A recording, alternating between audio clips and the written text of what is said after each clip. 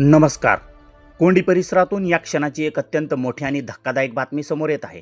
शासनाच्या कोट्यवधी रुपयांचा मोबदला लाटायचा आणि पुन्हा त्याच सरकारी जमिनीवर डोळे ठेवून ती जमीनही लाटायची, असा एक भयंकर आणि उघड्या डोळ्यांनी शासकीय तिजोरीवर दरोडा टाकणारा प्रकार सोलापूर पुणे राष्ट्रीय महामार्गावरील उत्तर तालुक्यातील कोंडी येथे उघडकीस आला आहे.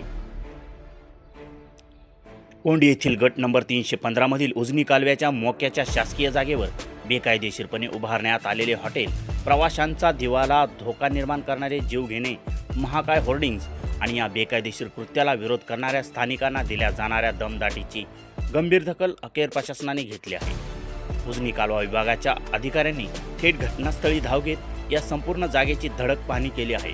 या अधिकाऱ्यांच्या या धडक कारवाईमुळे महामार्गावरील कोट्यवधी रुपयांच्या मोक्याच्या जागा लाटणाऱ्या भूमाफियांचे धाबे दणाणले आहेत. आता आपण समजून घेऊयात की हा संपूर्ण प्रकार नेमका काय आहे. सोलापूर पुणे राष्ट्रीय महामार्गालगत असलेली ही कोंडी येथील जागा अत्यंत मोक्याची आणि व्यावसायिकदृष्ट्या कोट्यवधी रुपयांची आहे. उजनी धरणाच्या कालव्यासाठी शासनाने या जागेवर रिस्तर कायदेशीर संपादन केले होते. नियम आणि कायद्यानुसार संबंधित जमीन मालकांना शासनाने आवश्यक तो सर्व आर्थिक मोबदलाही वेळेत दिला होता. मात्र शासनाचा मोबदला लाटल्यानंतरही या घटकांची हाव संपली नाही. त्यांनी पैसाही लाटला आणि जमीनही लाटली असा दुहेरी डाव साधत थेट उजनी कालव्याच्या शासकीय जागेवरच अतिक्रमण केले आणि तिथे अनधिकृत हॉटेल थाटले. इतकेच नाही तर प्रशासनाची कोणतीही पूर्व परवानगी न घेता केवळ पैशांच्या हव्यासापोटी महामार्गावरून जाणाऱ्या हजारो प्रवाशांच्या आणि स्थानिक नागरिकांच्या जीवाला धोका निर्माण होईल अशा पद्धतीचे अवाढव्य आणि जीवघेणे लोखंडी होर्डिंग्ज उभे केले. वादळ वाऱ्यामुळे हे होर्डिंग्ज महामार्गावरील किंवा हॉटेलवर कोसळून मोठी जीवितहानी होण्याची दाट शक्यता निर्माण झाली आहे.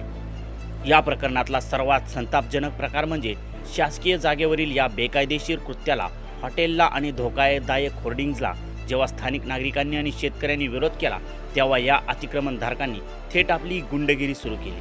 विरोध करणाऱ्या स्थानिक नागरिकांना आणि शेतकऱ्यांना या अतिक्रमणधारकांकडून थेट दमदाटी आणि दादागिरी केली जात असल्याच्या तक्रारी समोर आल्या आहेत. मात्र हा संपूर्ण प्रकार उजनी कालवा उपविभागाच्या अधिकाऱ्यापर्यंत पोहोचताच प्रशासनाने तात्काळ पावले उचलली आणि अधिकारी थेट कोंडीच्या गट नंबर 315 मध्ये दाखल झाले. अधिकाऱ्यांनी प्रत्यक्ष पाहणीत या अनधिकृत हॉटेल आणि जीवघेण्या होर्डिंगची सविस्तर नोंद घेतली. पुढील कठोर कायदेशीर कारवाईची प्रक्रिया सुरू केली आहे.